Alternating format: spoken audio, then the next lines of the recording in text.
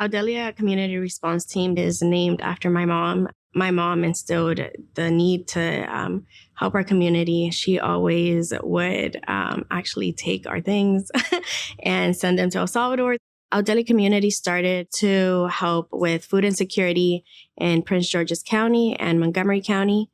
And we moved forward to connecting community members with other resources and other organizations.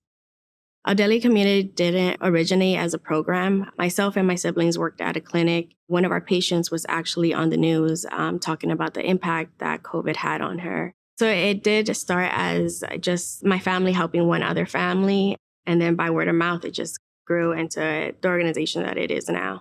Within the first 9 months during the pandemic, Aldelia Community had 60 volunteers and we were serving 1,400 families. And that's about 3.7 million meals. We've been able to put together COVID vaccine clinics. We're able to get 6,000 community members vaccinated with their first and second dose. We actually learned about the Do Good Challenge, I think, like 2 days before the deadline was due for the application.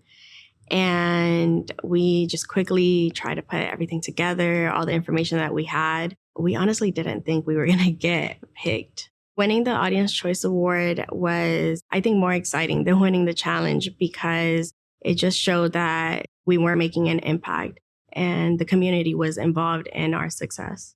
Coming to University of Maryland allowed me to expand my network, and those connections were actually what helped me make Aldelia Community into what it is now.